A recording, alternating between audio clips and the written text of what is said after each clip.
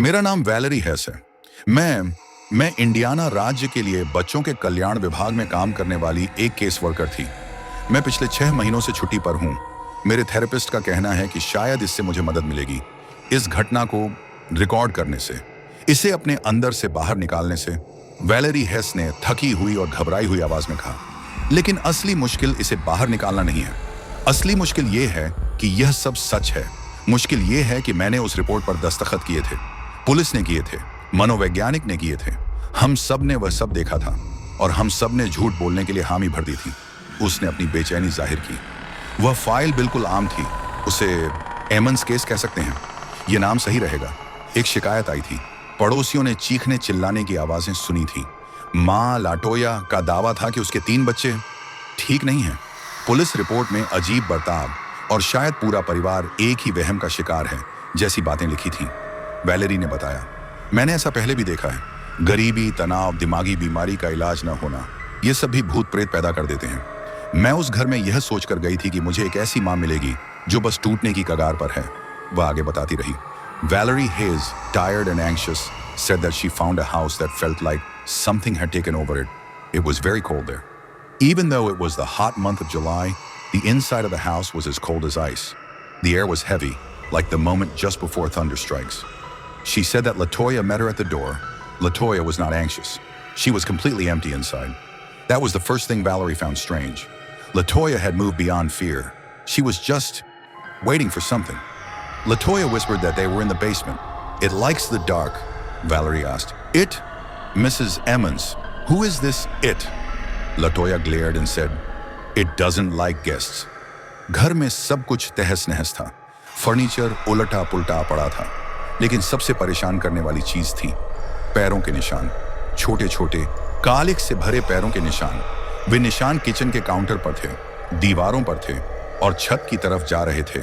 Valerie हेस ने थकी हुई और घबराई हुई आवाज में बताया, माँ बहुत डरी हुई लग रही है।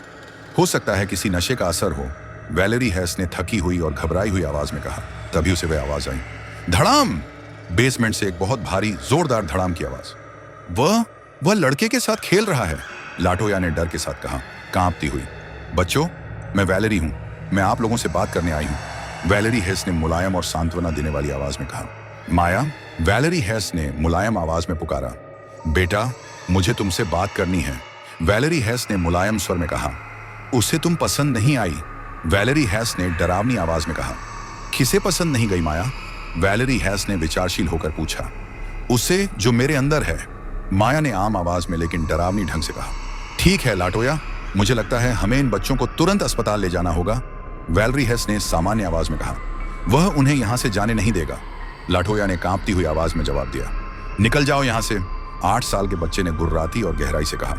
तुमने उसे धक्का दिया, वैलेरी हेस ने आरोपित स्वर में कहा। मैंने उसे छुआ भी नहीं, बेवकूफ, माया ने हंसते हुए जवाब दिया।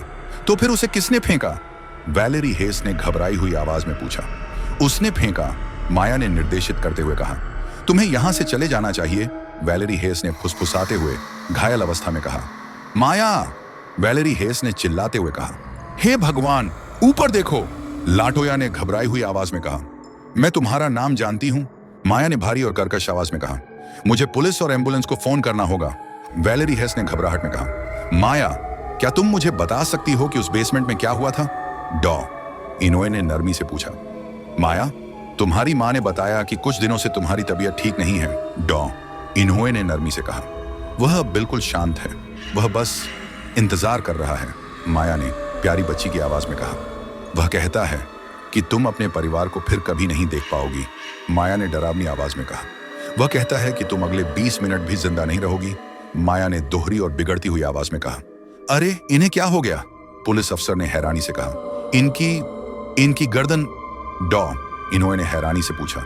The sound of the tape recorder stopping is heard, followed by silence, then it starts recording again. पादरी, उन्होंने एक पादरी को बुलाया, फादर माइकल। उन्होंने भूत भगाने की रस्में अदा की उन तीनों बच्चों पर। इसमें कई दिन लग गए। मेरे पास उस 800 पन्नों की रिपोर्ट की एक कॉपी है। उसमें उस पुलिस अफसर का बयान है, डॉक्टर का बयान है, मेरा बयान है। सब एक जैसे हैं। सब उसी नामुमकिन चीज के बारे में बता रहे थे जो हमने देखी। वैलेरी हेस ने थकी हुई और घबराई हुई आवाज में कहा। Valerie Hess, tired and anxious, explained that the symptoms become mild, but whenever the cold intensifies, they resurface. She continued, still tired and anxious, that sometimes late at night, her sleep suddenly breaks. She finds herself unable to breathe, and she hears the voice of a little girl whispering clearly in her ear. With fear and terror in her voice, Valerie said, 20 minutes, the girl says. 20 minutes. Your time is almost up.